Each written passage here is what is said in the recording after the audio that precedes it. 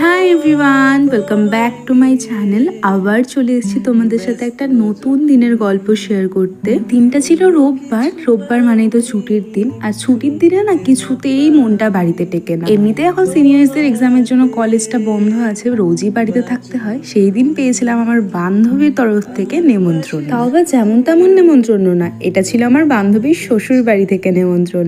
মানে তো বুঝেই গেছো কার কথা বলছি। অনুস্মিতা রুশিকা দুজনেই রেডি হয়ে চলে এসেছিল। ওদের দেখে আমার মনে পড়েছে যে হ্যাঁ যেতে হবে। তারপর আমি জলদি রেডি হলাম, রেডি হয়ে বেরিয়ে পড়েছি তিনজনে মিলে। যাওয়ার আগেই তো আধ ঘন্টা ধরে ভিডিও বানালাম রাস্তায় দাঁড়িয়ে দাঁড়িয়ে। কি যে ভিডিও বানিয়েছি সেটা ভগবানই জানেন। আমাদের ফাজলামো শেষ করে অবশেষে রওনা হলাম। আর যারা যারা আমার ডেইলি ব্লগ দেখো আশা করি চিনেই গেছো যে কার বাড়িতে এসছি। হ্যাঁ, একদমই ঠিক গেস করেছো, কেয়ার শ্বশুর বাড়িতে এসছি আমরা। আর ওই যে ম্যাডাম পটের বিবি সেজে উনি বসে বসে বান্ধবীদের জন্য ওয়েট করছিল। যেই ক্যামেরাটা অন করেছি এত নাটক শুরু করলো কি আর বলি। গেছিলাম তো একটু আড্ডা মারতে, এই যে গিয়েই শুরু হয়ে গেছে এই ম্যাডামের ফোন। এনার যে কখন শেষ হবে ভগবান জানে। সবাই নিজেদের মতো ফোনে ব্যস্ত। কেন যে এই মিট আপস গুলো আমরা রাখি ভগবান জানে। এরপর ভদ্রতার খাতিরে আমার নববিবাহিত বান্ধবী চলে গেছিলেন রান্নাঘরে আমাদের জন্য একটু চা বানাতে। আমি বললাম তুই চাটা রাখ, চল একটু ছাদে থেকে ঘুরে আসি।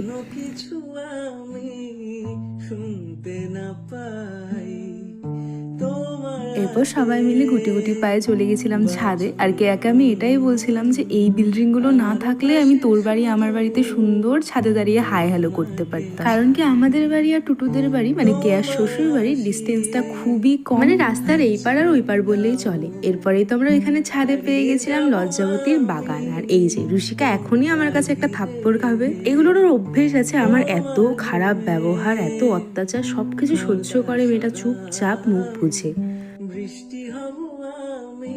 লজ্জাবতী পাতা দিয়ে খেলা শেষ করেই তো শুরু হয়ে গেছিল এদিকে আমার মডেলিং। সেই দিন অনুস্মিতা একটা কথা বলেছিল যে আসলে আমি মেকআপ আর্টিস্ট ভুলবশত হয়ে গেছি, আমার তো মডেল হওয়া উচিত ছিল। সত্যিই তাই, শুধুমাত্র একটা সুন্দর ফিগার আর ফেসের অভাবে আজ আমি মডেল হতে পারলাম না।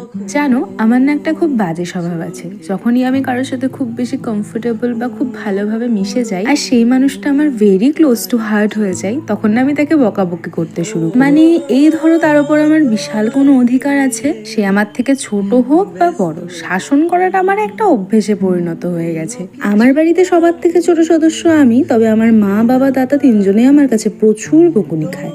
যাই হোক, অনেক কথা বলে ফেললাম। এদিকে তো আমাদের ফটোশুট একের পর এক চলছেই। কোন এক গাছে এক গোলাপ পেয়েছি, সেই ফুল নিয়ে যে শুরু হয়েছে। কেবল একটা মাত্র ফুল, সে যে কজনের কানে রিপ্লেস করলো, তারপর সবশেষে সেটা আবার কলকে কাছে গিয়ে জন্মালো। মানে এই পৃথিবীতে থাকতে হলে আর কত কি যে দেখতে হবে।